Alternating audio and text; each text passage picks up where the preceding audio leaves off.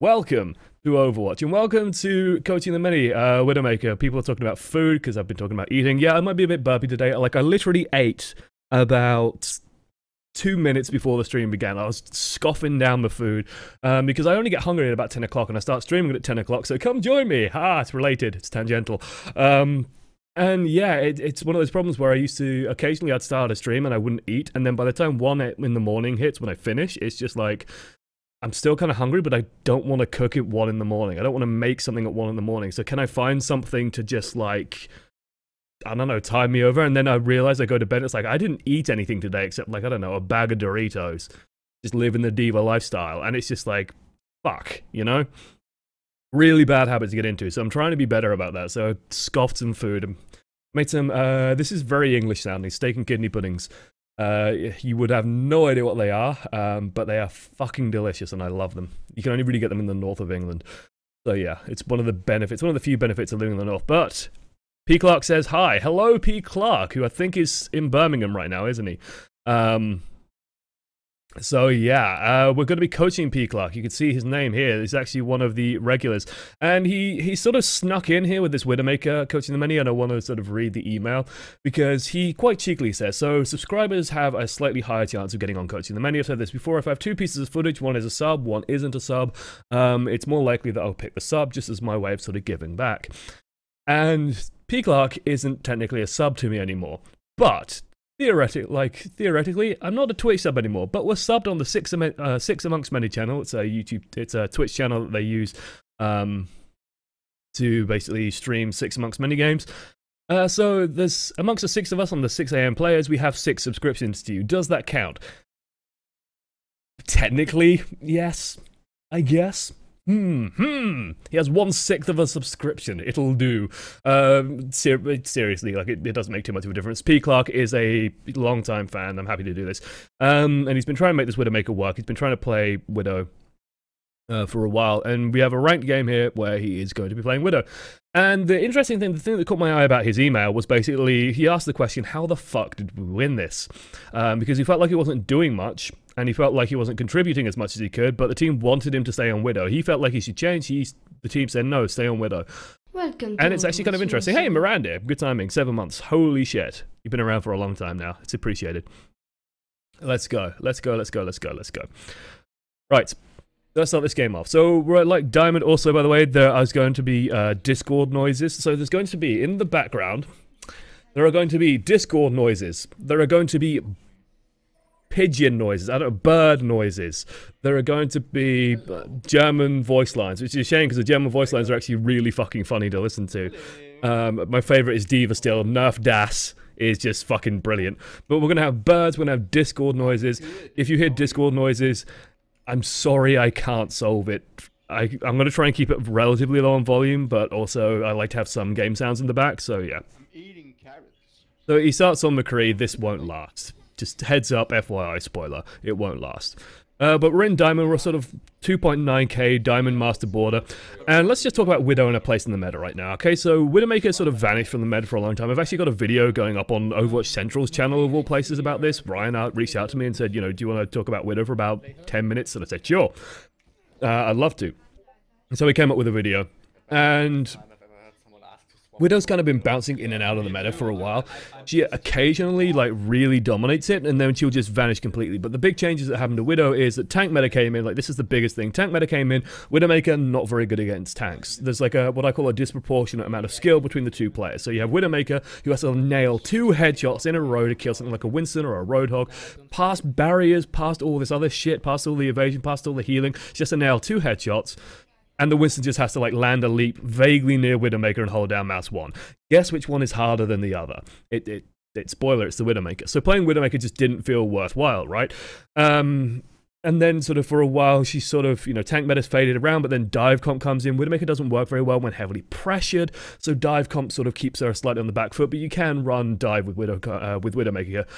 One of my favorite comps in the game, I call it Widow Dive. It's literally, it's a dive comp, but instead of running a second tank, or instead of running like a soldier or something, you run a Widowmaker. So it's like Winston, Genji, Tracer, Widow, and then you have usually like Lucio, and you could have Zenyatta, you could have Ana.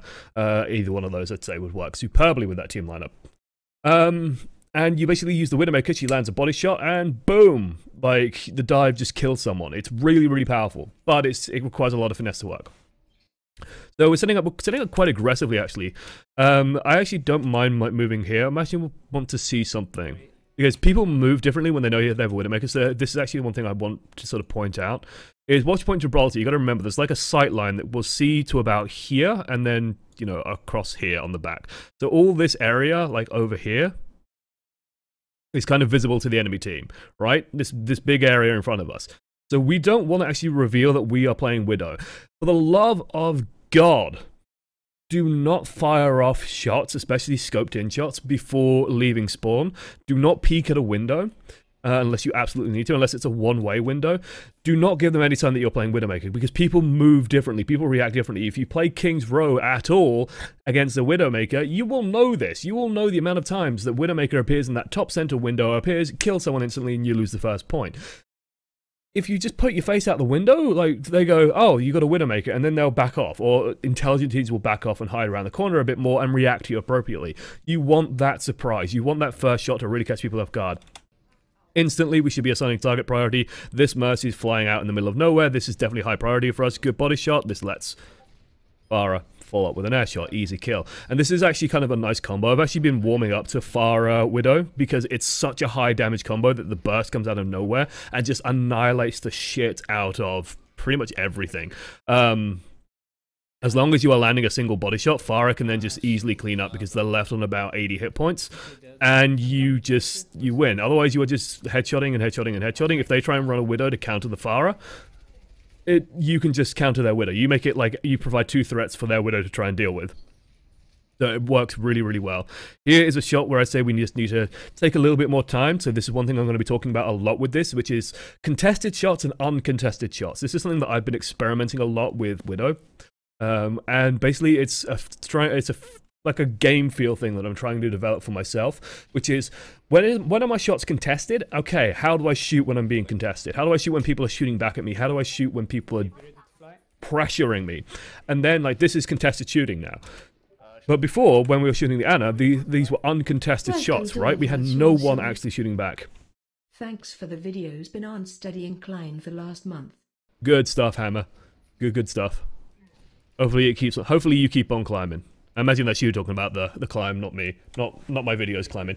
There are Discord noises going off in the background. P. Clark, for the love of God, don't let Discord make a noise every single time someone posts a message. It's a good way to go fucking insane. I only get beat when I get notified directly, and I think even a lot of channels I turned off everyone because it's the worst thing in the world to try and record something and then in the background now, boop, boop, because then all you get in the background on the comments is a million fucking comments, and this guarantees that the comments on this video are going to be nothing but, God, who checked their Discord at 5 minutes in? Kappa, kappa, kappa. Free kill in the hand. So let's talk about uncontested shooting a little bit more, because it's a very important topic. So when we're shooting uncontestedly, we can take a moment. Like, I noticed that we're firing these shots very quickly, and we're just missing very simple shots. Like, this should have been a dead Ana. Because she's scoped in, she's barely moving, and we sort of fire the shot a little bit too early, and we miss. We can afford to take just not even a second, it's a split second, a little bit longer, and just find a rain. Now that we're being contested, now we want to just fire off a shot, put a bullet in McCree, and then probably pull back. Because now it's a little bit scary. A good McCree is a scary thing for a Widowmaker to face. Makes our life a little bit difficult. We've been healed up so we can afford to try and shoot back, but okay, we want to be a little bit more careful. We can maybe take our time a little bit with the McCree, but if it's a soldier especially, you want to definitely be careful. If it's enemy Widow, you have no time at all. You want to just get the shot off as fast as you can. And in my head, I'm sort of developing a guide of like, okay, this hero I need to be snapping off at really fast. This hero I can take my time. This is just stupid. Like, let's listen to the wonderful German voice acting. Because I love hearing the German voice acting.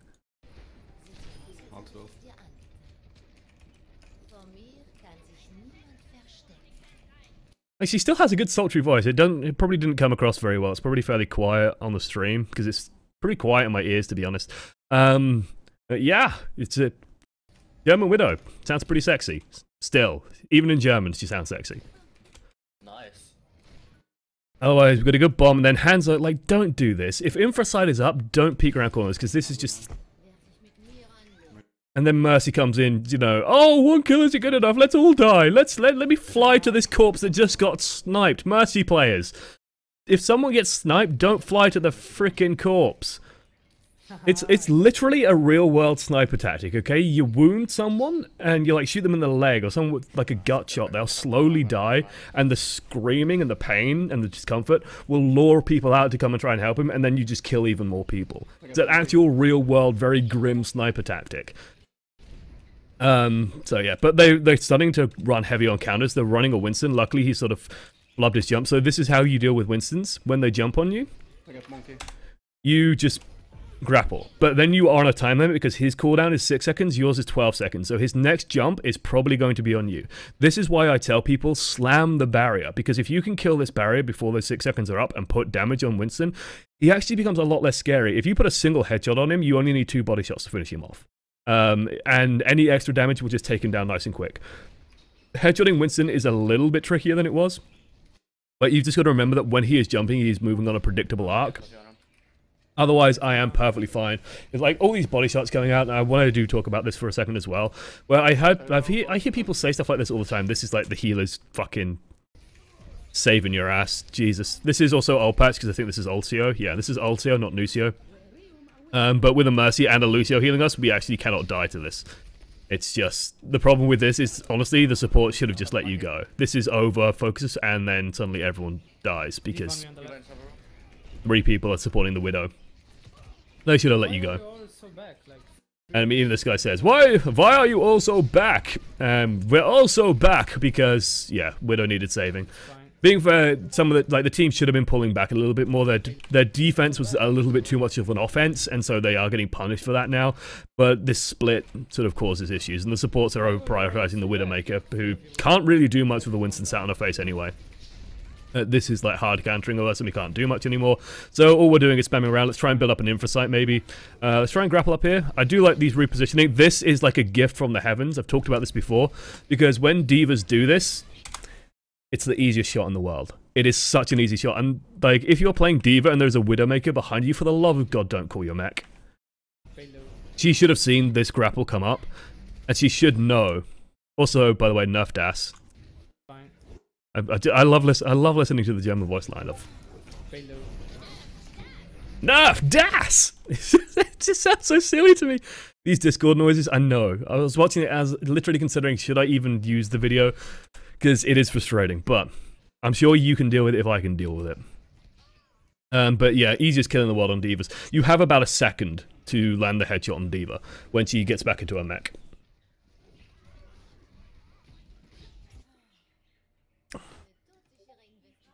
Oh god. Oh god. Yeah, no. I actually do want to highlight though, we had like a frame of it. I'm sorry, there's going to be more Discord noises. Come on. There. And this is actually something that I've been keeping an eye on myself, which is that we are first on damage. Isn't that interesting? I think that's interesting. I really think that's interesting. Now, Widowmaker can do a lot of sort of spam damage, but I've been noticing this in a lot of the games where I've been playing Widow as well, where I'm actually usually very high on damage. And as long as you're consistently landing body shots, and this is where I can go into my body shot rant, as long as you're consistently landing body shots, you're actually contributing a lot of hurt. If you think about it, how much damage Widowmaker puts out is like it's just over 100 damage per body shot. It's like 120 is the exact number, and that takes a second to charge. So you can basically kill someone in about 1.8 seconds if you aren't headshotting. If you're headshotting, you can kill them in about 0.6. But if you just land 2 body shots, about 1.8 seconds is the time to kill. If you think about time to kill for someone like Soldier 76, he has to land 10 bullets because he does 20 damage a shot. So he has to land 10 bullets, assuming no headshots. Yeah, 120 damage thought so. Just want to make sure because it changed once or twice. So there. Yeah, he lands 10 bullets and to kill someone. That also takes about 2 seconds. McCree takes about 2 seconds.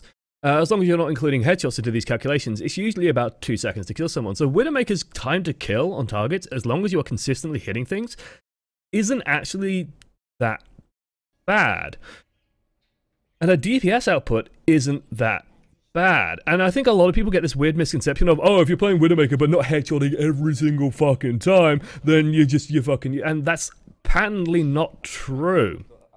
I'd say it gets more true the higher level you get, but as long as you are landing, you know, 1 in every 5, 6 kills as a headshot, and you are just instantly taking out targets whenever the opportunity is available, but otherwise are consistently dealing damage to targets, you are actually contributing quite a high amount of damage. The thing that you aren't great at is removing barriers. The thing you aren't great at is dealing with when people really do start diving on you. Then Soldier 76 can deal with that a lot better. McCree can deal with that a lot better, for example. But if you are just allowed to plug out bullets into stuff, your DPS output is actually pretty comparable. And this is one thing that I sort of want to say is part of why this game was a win for P. Clark, spoiler alert, but one of the questions in the email was, why did we win this? And one of the answers is, you were doing consistent damage. Even into this triple tank lineup, you were still hitting shots and hitting shots and hitting shots and hitting shots. So yeah.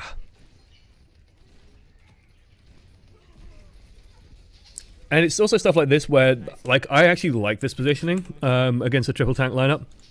Because you notice the Winston jumped in and then instantly, like, had to fucking run away.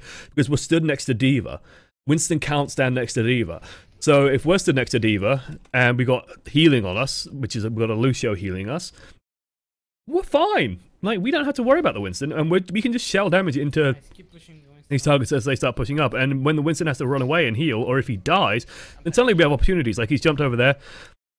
This is a situation where we snapshotted. This is more personal, but I've found in my experience when I'm in situations like close range fights, taking a little bit of time against targets like Soldier, who might not be able to burst us down. He might be able to, but he might not. Taking that split second and just putting the crosshair, like if we go back by fucking frame, I need like a 0.5 of a second option. Actually, let's go back 5 seconds. Let's go forward a little bit, and then, okay. Let's go to slow fucking mo.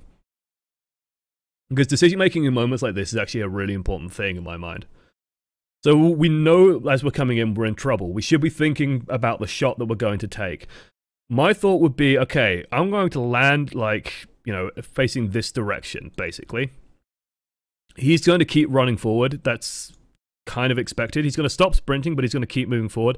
I'm going to try and put the crosshair, like, if you think about when we land, about here in the doorway. A little bit to the right, because he's probably going to come in. And I'm going to wait for him to step onto it, basically. I'm not going to go for the snapshot, because there's just, I'm not good at those myself. Because what it feels like is we're actually in a pretty good position here, where if we just take a step and just let the crosshair track over, it's going to cross over his head as long as he doesn't jump. If he jumps, we're fucked. But we go for a really aggressive snap, and we even pull downwards, which I think is just like our arm movement not being smooth. And the weird part is, like, you know, now we know we're fucked, and he goes for a crouch, and then he goes for a jump. But the weird part is, during this motion, we pretty much covered his head. Like, the mouse does this. And so I think if we just calm down a little bit and don't go for the super aggressive snapshot, we might have been able to nail him. It's a risky thing, but in these situations, again, it's playing Widow enough, and this is, I think, is where playing a lot of the Widow arcade games helps, because it does help you sort of calm down in these close range fights, where you start thinking more and stop. Like, it's less about, oh, I've got to react super fast. It's less about the super fast flick. It's more about, I've been in this situation before. I've won it by doing this. This works. And maybe that for P. Clark, because P. Clark has admitted that he snapshots a lot more than me, so that's fair enough. In which case, you know, we want to make sure that our mouse movement isn't dragging down and is a much, much smoother thing. But in general, for me at least, this works for me. It might work for you watching. It might work for a couple of you at least. Just, you know, think about, put the crosshair at head height, track it across, and then go for the headshot like that. That works for me very well in these close range fights. Widow on Widow, you got to do it a lot faster. You got to be very quick about it, where it pretty much looks like a snapshot, but it kind of isn't. But with Soldier, and even like McCree, you can generally take a little bit of time. Because unfortunately, we missed the shot, and that pretty much is just us dead. Like, we have one shot, do you take it? Boom, boom, boom, boom, boom, boom. Mom spaghetti. And then that was just, like, this is what fucking dreams are made of. Nerf Das! Almost a pentakill. And then Farah just panics. Farah goes, oh my god, everybody's dead, I'm gonna fire my ultimate, save the day. Oh wait, they have a diva. Don't do that. Think before you ult. Think before you ult. This final point though is really fucking good for Widow. Oh, God, that always feels so good. This is just clean. Like, we see the movement. He's either going to poke back this way or poke out. We take the guess. He's going to, and we can actually see him moving. So, hey. Oh, that's why I play Widow. That's why I fucking play Widow. That is, I imagine, why a lot of people play Widow. Is it's so satisfying to land shots like that. And also, it's also nice to see like people panic when you just land a headshot. We know, we can see the monkey coming. He's coming for us. So we want to get ready to grapple. He whiffs the jump. Perfectly fine. Let's focus on this mercy. Oh! And now, again, uncontested shooting. We are not being contested. Like, the Ana isn't actually contesting us. We can afford to take our time a bit with this. Like, again, it feels like we're just slightly rushing our shots when we could just be taking a little bit more time because we don't have too much to worry about. We definitely should be shooting this Ana. There we go. And now she's hiding, so she's probably not going to poke her face out. So let's just keep our eye on other things. Oh, hello, Winston. He's going to be annoying. But he will land the shot. This, honestly, we get saved. Let's just run away. I like the use of the Venom Mine there to try and put a bit of damage, but Diva just runs over it. Here, I would have picked up the large health pack. There's a large health pack behind us. Let's pick that up on the way out and then just go straight up. Because honestly, like, we have decisions to make here. Right? We have decisions to make. We can either go back and pick up the large health pack. We can either go and, like, do what P. Clark does and come out. Or we can just go straight up. Don't know how well that's showing up. My decision-making process when I was watching this was, okay, my plan here would be run out, pick up the large health pack to just get back to full, and then grapple hook up on top of here, maybe land a shot or two down here, and then reposition after Diva chases me. Because Diva chasing you, honestly, isn't that scary. Widowmaker is a very sort of thin figure. Now, Widowmaker's body is basically like this. Bigger. There we go. And she's got a great big head. Like, this is what Widowmaker looks like in terms of silhouette, right? And it's just like, Diva's gun does damage like this. And so if you aren't filling this circle, she's barely scratching you. Diva's trying to kill Widowmakers takes fucking forever. So you don't have to worry about it. Booty isn't big enough. True, but it's about right. Close enough. Needs the ponytail. True. I don't think you can actually do damage hitting the ponytail, unfortunately. I don't like this decision of ours to jump into the fight because the SMG is garbage. It's okay for finishing targets off, but the accuracy on it is complete and utter garbage. I'll actually demonstrate how garbage it is after we're done. Okay, say so.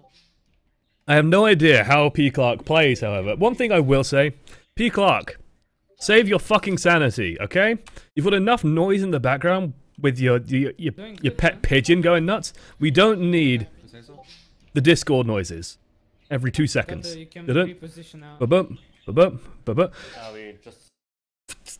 It's driving me. It drove me insane. I'm sure it's driving you insane. It's a distraction. Just turn off the constant noises. Make it so it's only at notifications. I would go insane trying to play with Discord noises. It's also, I think maybe it's more important for me because I use Discord for business as well, so I want to know if someone's actually trying to talk to me. But yeah. I frequently have it, especially when I'm in streamer mode. Like, I will never hear a Discord noise when I'm streaming. Am I the only one where Discord doesn't bother me at all? It bothers the shit out of me. Oh, the rush. The rush. The rushed grapple. This happens. Feels bad, man. We're making the best of it. We're trying to shoot him. Winston runs away. He lands back down. I mean, we're surrounded by healers, so we're okay, but then he ults him, just punches us into the bomb. Feels bad, man. Good res. Honestly, like, let's think about good positions here. Back here is actually really strong. Like, with Widowmaker on this point, I have, like, a fallback plan where, if you think about this point in terms of, like, it's, let's do it from the attacker spawn. So attacker spawn is down here. You come out, and there's a wall here. This is, like, the hangar. You come out this way, right? You got the staircase here. You got a high ground area up here. There's a high ground area over here. There's a bit of wall blocking here. You got a bridge here. And then further back, you got a high ground area over here. Which is this rocket ship. And then sort of the rest of it is like walls here. And then you got like a box over here. A bit further back, but there's a box there. You get the idea, right? You got like all the walls back here. And all the wall along here. Well, not really a wall along here, but you get the idea, right? You get the fucking idea. My plan as Widow, when defending final point here, is you fight from up here. Then you slide, or you can actually conventionally also start from here, and then you can actually go over here as they pull out and come over more to this side. You can actually bounce over here and start causing problems. As they start pushing further and further up, you bounce over here, and then as they start coming around the corner, you can bounce all the way back here. And you're so far behind the team that they can't do anything for, they can't fight you. They can't really fight on this high ground because you contest it. You're putting threat out over in this entire area. And so they can't afford to really stay out here. So we can actually do a really, really good job here. Is that a penis? Yes, robot penis. Yes, for God's sake. Looks like a revolver, actually. Yes. I mean, spoiler alert, but most final points in Overwatch are this shaped. Pretty much every final point in Overwatch is some kind of S-curve. Eichenwald is shaped like this. King's Row is shaped like this. This point is shaped like this. Is Dorado? Dorado's more of, like, Dorado has an extra bit. That's Dorado. It's, like, Overwatch map design is actually pretty uniform. Just, usually, like, first map has single choke point. Second point is generally fairly open and narrow streets, although it varies. But you get the idea. Again, I don't like the fact that we're neglecting this perch that we have behind us when we could very easily be fighting from up here. We have so much power from up there. That said, I am happy now that we're sort of being left alone. Let's find a few shots. Again, we're sort of uncontested. Earthshatter lands. Something interesting about Earthshatter, don't bother going for headshots on down targets, except for Bastion, I think. Bastion is one of them. There might be one or two others. Where Bastion's head is actually slightly elevated, so you can actually shoot it when he's lying down. Most targets, you're basically aiming for the taint. Because it taint the her and it taint the her. So you aim right between, and you put a bullet right through. What's the actual name? Oh god, I used to know it. It begins with a P, I think. Anyway, the taint or the grundle.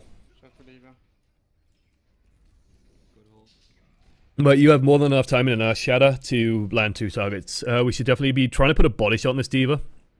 I've long given up on headshotting divas. Divas are really good for like changing your shots from being uncontested to contested. If you are playing a grounded diva, like if you're playing baby diva, zero suit diva, just spam shots at a Widowmaker and she can't really do anything. Taint, crotch, penis, pubis. Yeah, no, not pubis. It's, I can't remember what it's called. I like this shot. I really did like this shot. I would have been trying to maybe look for the diva, and I probably would have just stopped and just focused on the diva. Like, this Reinhardt can't do anything. It's basically my thought. Like, from a tactical point of view, this Reinhardt's kind of fucked. Because diva can just sort of stay behind the payload, and he has to just keep his barrier up. But this is pretty cool. Like, this is pretty cool, I'm not gonna lie. And we would have got him, I think. That was really cool, though. But yeah, we definitely want to just put a body shot on the diva, because one body shot on diva, she has to run away, and you just have to land any other bullet on her, and she will go down. Trying to headshot baby divas if they start spamming you is just a nightmare. Otherwise, you should just definitely be looking for targets here. Put a shot on this Roadhog. Stop worrying about the Roadhog. Let's worry about these other threats, especially once this Nerf Das comes out. We want to be, like, there's no way Roadhog's showing its face here while Nerf Das is in the air. We want to be trying to catch people running inside the doorway. If you think about it like this, when Nerf Das goes out, you're looking for targets as they move around. It's going to force a reposition from the enemy team, and that's when you can capitalize. This Roadhog, very, very clever, actually. Because when I was first watching this, I was sort of watching the Roadhog, and I was like, where the fuck's he going? He can't be going to height. What the fuck is Roadhog going to be doing up here? And then he's like appears to the left, and I'm like, oh, of course. I should mention that he's probably going on the flank and coaching the many and sound really smart. No, honestly, I was like, holy shit. Huh, right, fuck, that's actually pretty clever by him. Actually, that's one thing of note, we're still in like panic mode, but once this Reinhardt comes out and gets him, once this barrier goes up, again, we can take our time. When Reinhardt is in front of us, or when Diva's in front of us, we can actually take our time with the shot. So again, Reinhardt and Diva change our contested shots to uncontested shots, and sort of having the different things in your mentality of like, oh, is this shot contested or uncontested? Like, having those different things is super important. I do like the infra site here. It just means everyone knows that this Roadhog's a threat. And then just a little bit of patience. Put a shot on him. Like, what I would say is we want to just probably put, like, we can see 2 people going to deal with him. We don't really need to worry about this too much more. Put a bullet on him. Like, I would have just fired here, and then I would have turned and looked for other threats. We don't need to be helping dealing with this too much. Just put a single bullet on him. Because you can see while we're firing at that, we have targets over here and over here that we could be busy suppressing. Like, all 4 of these guys are just pissing around in the open. It's like, holy shit. Try and focus at Anna. Unfortunately, we don't get it. Finally, we're repositioning. Finally, we're in this fucking position. Let's try and make sure that Soldier can't get into position, but these 2 juicy supports are over here. Mercy's got to come back through. Fuck! Where does the bullet fire? Oh! Oh! Too slow. The honesty of Widowmaker. Ah. Oh, it hurts. It happens. I mean, we still get a body shot, which is okay. Forces her back. She can't do much. This Reinhardt barrier is also... that's 1,000 hit points. Let's talk about, like, what to do with Reinhardt barriers. He's now that he's Earth-Shattered, I'm fine with this drilling shots into him, by the way. Because it means that he can't... Like, our healers are keeping our people alive, so let's just remove him. And then once that Reinhardt's gone, their team is super vulnerable. I'm not sure why we're shooting these tanks. We should be shooting these targets here. Anna... Soldier, we definitely shouldn't be shooting the Roadhog and D.Va. They're just going to get healed back up. Again, it's going to take at least 2 shots, full charge, to kill these guys. We shouldn't be worrying about them too much. We should be contributing a DPS onto the other 2 targets. Beautiful shot on this. Resurrects give us, like, while it gives the enemy team time, it also gives us time. So when this res goes off, flip coffee.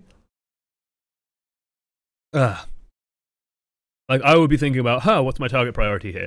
And I totally agree with your decision. Soldier is my target priority here. Let's remove their key DPS threat, and we have plenty of time to do it. He's also out in the open, so he's less likely to get covered by the rectangle. So we don't have to worry about that too much. So we can go over, and we just take our time with it. Easiest shot of his life. And now we're back on the supports. Either works, honestly. Liana's doing a clever thing, though. She's not scoping up. If she scopes up, she's such an easy kill, so good job. Roadhog overextends, goes for us. Pays for it dearly. If we just land shots on it, on stuff, we should be getting it. Again, we're rushing these shots just a touch, and this is why I talk about sort of contested and uncontested shots. We could probably afford to take our time a little bit more with these. Just a split second or 2 more, and you'd be surprised how much more accurate you are.